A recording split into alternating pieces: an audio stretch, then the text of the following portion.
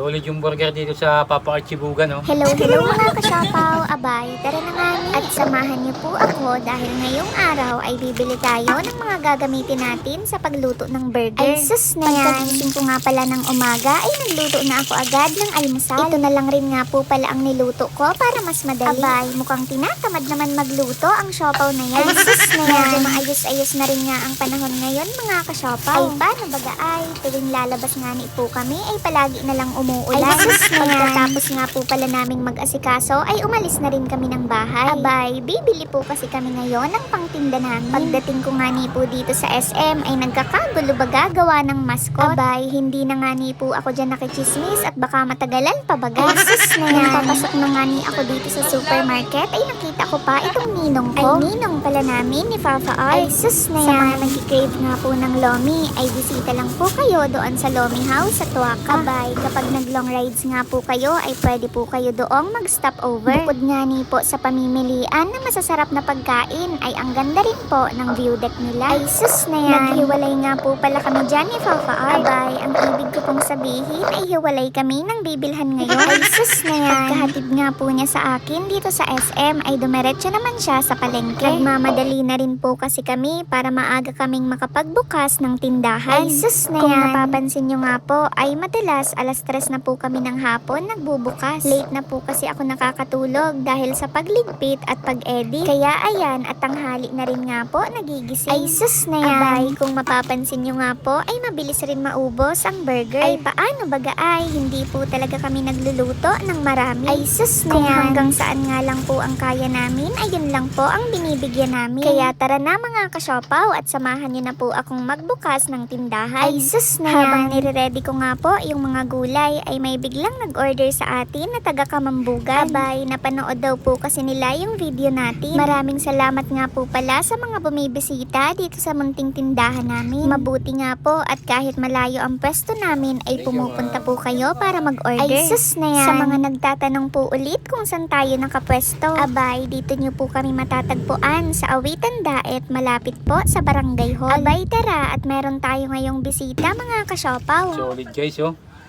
Solid yung burger dito sa Papa Archibugan, oh. Tignan nyo yung cheese, oh. Cheesy na masyado tapos sobrang laki ng burger, oh. Nagkasama pang price. Kaso nahulog yung isa. Bawas piso. Ayan nga ni, at pumunta po dito sa Chibugan, si Bicolanong Negro. Ay sus na yan. Alam nyo ba mga kasyopaw na ang sarap-sarap talagang magbenta lalo na kapag meron kang napapasayang tao. Okay. Thank you. Kasama ka nila. Artist ka na namin.